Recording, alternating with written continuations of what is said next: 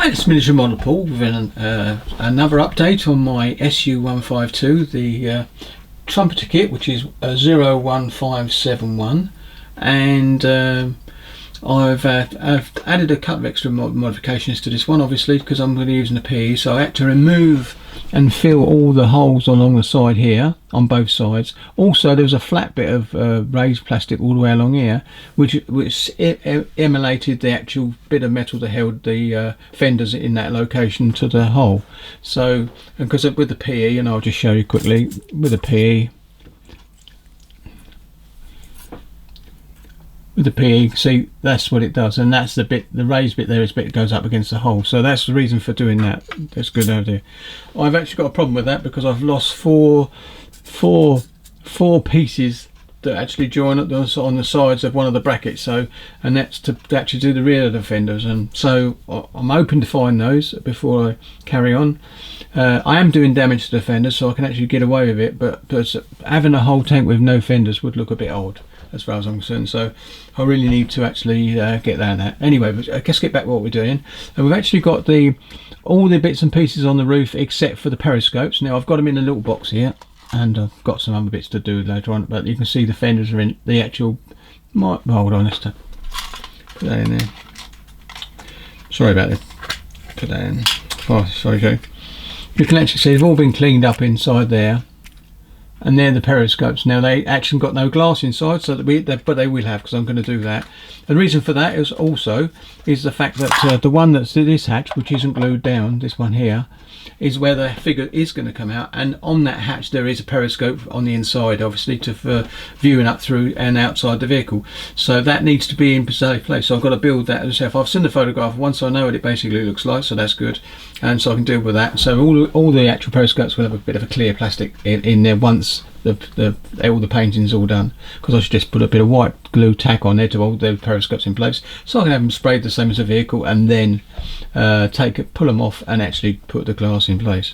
So that's it. So you can see I've got my tools and bits and pieces on this side, the old the axe there, pickaxe, and all the handrails are on. I use the kit ones because they look very good in scale with it, because they are quite big lumpy pieces when you see the vehicle, see a photograph of it. This isn't glued on top either, so it's all gone, but I've got the other bits of gun in place. It's glued in place, this one's all done. And oops, there we go. That was a bit silly. There we go, I'll get the Fritz 6 wheels back on. And now you can see a bit of damage you've got there, so I've got my stick here. Here's the damage. We've got the shell hole there, about hit it, and it's a long range shot, and it's just not pierced the armour. Just like there's one down here, in that place there, underneath there on the glacis plate down below. So I'm quite happy with that, and I've got some, oops, it's the trouble when you're looking at the monitor. On there they've got two machine gun, or three piercings of a heavy machine gun or a caliber gun. Actually put a mark in the actual armour, not gone through obviously, and a couple over here and one on the side. I didn't go silly, but I've just done about 3 or 4, so it's actually seen some action.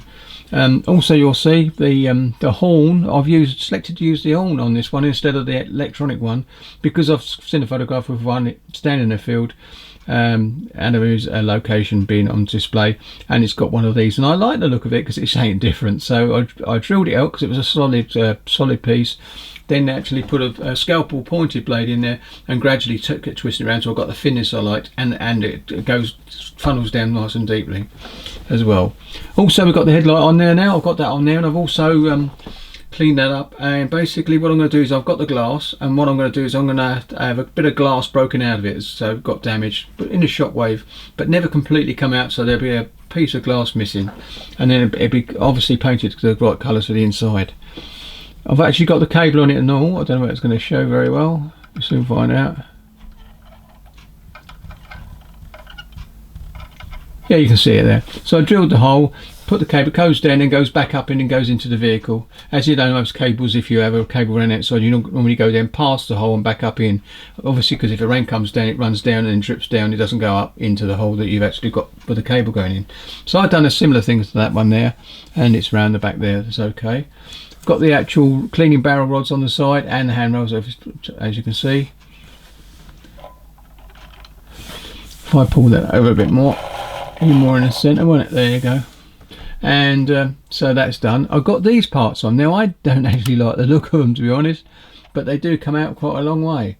Now that might be the case, and when I've seen some photographs it looks like they come out, and that's where they put the actual tow cable look on, and it comes around to one of the front of one of these on both sides.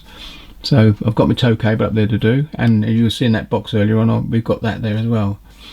Also I've got the rain cover on for the actual driver's hatch, which is basically for rain. But Germans use similar things for their vehicles as well. That looks okay as well. So also on the front, I don't know if you can see it down there. Yeah, they've got that shell up mark there, but there's the bracket. That's the PE bit rather than the plastic bit, because it looks thinner and it looks more into scale, and so I quite like it. And I think it's obviously they must have put instructions or something inside that vehicle at some point, and it must have been something. I can't think, but it is definitely like a document holder when you look at it. So it goes round. You can see the shell a bit more mark on there, up in the corner.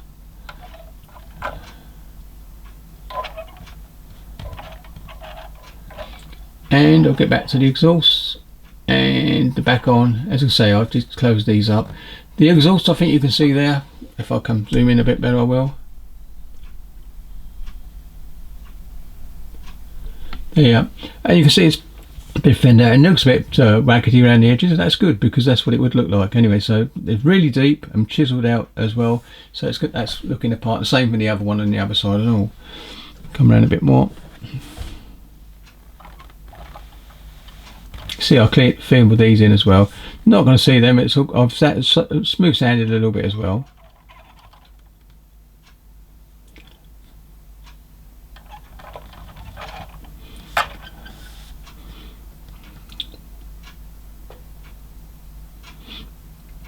You can definitely see that this vehicle was made up with another one. I mean, I might fill that bit in either side once I've glued it in place, obviously. It depends on whether you can see it. Oops. Oh dear. There you go. And come back out. And I'll put it back over in a bit of place now. And there she is.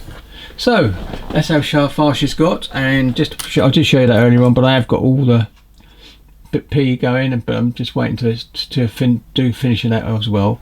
Like I said, most of it's going to be bent and buckled of it, so you most probably won't have the fuel drums on the back, because basically there'd be too much damage there. All depends on how I go. But anyway, so that's as far as I've got with the old SU152, and I'd just like to wish everyone a happy Christmas and a happy New Year, and I hope next year is a little bit better than what it has been this year for most people. Obviously it's a worldwide problem at the moment. I think all our world leaders seem to be hell-bent on destroying their countries. It seems that's the way it looks to me anyway, so let's hope that's not the case. Anyway, so happy modelling, and have a happy Christmas and a happy New Year, and I'll catch you on the next update, which will be before the end of the year as well for this one, because I will be going back onto the HMS Nelson 200 scale one. She's just setting up here with some paper towels over there, keep the dust off her a little bit. So up in there, sitting on cloth. So I'm going to put the rudder on and the propellers in permanently, and then basically work on the top. I have done a little bit on the top front of the bow, because I had to remember, if you remember, I said I had to remove all the wood, because it actually kept peeling up, and I'll put it back on with white glue as well, and that seems to have done the trick with this particular one. And then now I've started putting all the bits and bits. Got to start putting all more and more bits way down through the ship. Anyway, you'll see that, but I should do a little update not long after I start doing me little bits and pieces on it. Right then, so as I said, thank you very much for everyone watching for all the last year, and hopefully everyone has a happy Christmas and a happy New Year. Catch you next time, and happy modelling.